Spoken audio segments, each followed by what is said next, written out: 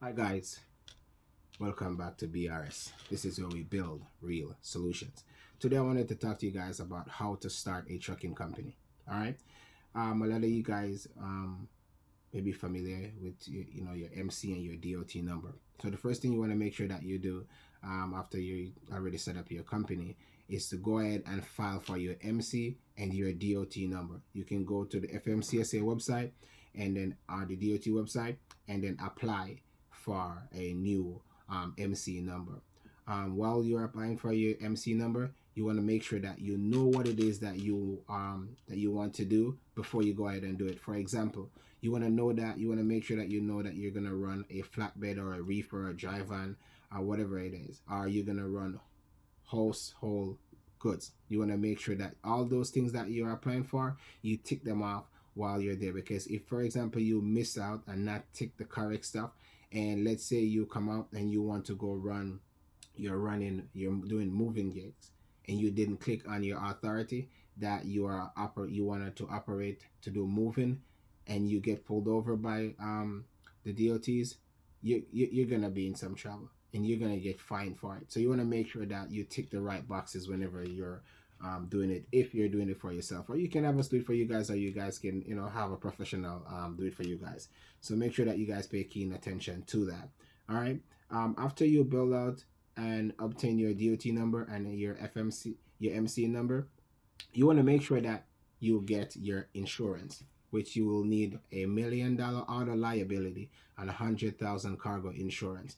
The federal government requires 750 on auto liability and 100,000 cargo, but most brokers they won't load you with a 750. So we just tell everyone to just go ahead and register with a million liability and 100,000 cargo. So once you've obtained your insurance, you also need a BOC3. The company who's getting your insurance from you, they also can do the filing. BOC3 is like a blanket coverage for all states that you're going to be operating in. They can go ahead and take care of that for you, and that is not expensive. That ranges anywhere between 35 to $50. So you can have them take care of that for you. One important gem I wanted to share with you guys is when you're obtaining your insurance. Remember now, when you file for your MC number, it takes up to 21 days for your numbers to become active. What used to happen in the past is people just file for the MC number, and the same day they file for the MC number, they put that down payment on that insurance, and now they have 3 weeks. They sit there 3 weeks of not running or operating for and waiting on the MC number to become active. So by the time your authority becomes active, you only have 1 week left in order to run to make that money. And if you're a new company, you're looking at least what, $1,800 to $2,000 a month, right?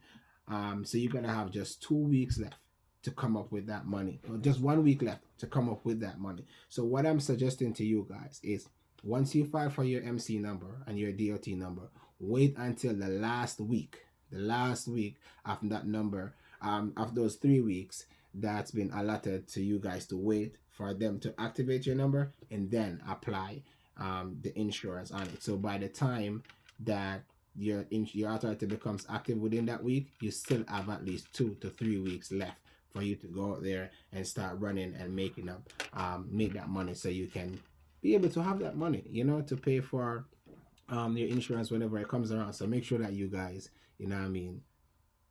pre that if you are doing it by yourself. All right. Um, you want to make sure that you have your IRP, which is your truck registration. You want to get it done. Everything nowadays is done online. It's not a hard process. Make sure that you have all the documents and stuff put in place. Each state have different stuff on their application.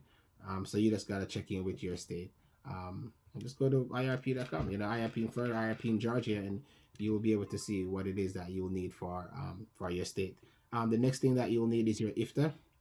Your IFTA is your International Fuel Tax agreement. Basically, it's basically your IFTA is it's basically you getting permission to drive through their state after fueling. All right. So you're gonna get two decals after you obtain your sticker. After you obtain your IFTA, you're gonna need two decals, stickers, of the current year slapped onto the side of your truck. And when you're going through each state, they will see these things, because if you don't have it, they will pull you over and they will give you a fine for it. So you want to make sure that you obtain your IFTA, your UCR, Unified Carrier Registration. You want to make sure that you obtain and have registered for that also. I think the first option is like 1 to 2 trucks. I think it's like 145. Yeah, so you want to make sure that you file for your UCR. Your 2290. This is basically another tax that you pay to the government. You will definitely need to make sure that you pay for your 2290 before you even get your registration, because that is a part of the requirements that you will need to register. But we will get into that, how to register a truck, in a later video. But I just wanted to make sure that you guys have all these things set up right here. All these things is what you will need in order to set up your company. Remember now, after you file for your MC number and your DOT number, you're gonna get a lot of calls. You're gonna get a bunch of calls from a bunch of different people. Don't take every call that comes in, guys. All right, it's just people trying to sell you, and that's the reason why it's important that you use your business number rather than just using your personal number. All right. So guys, tap in. That is how you start your company, your trucking company, and yeah, tap in. All right. Have a good one.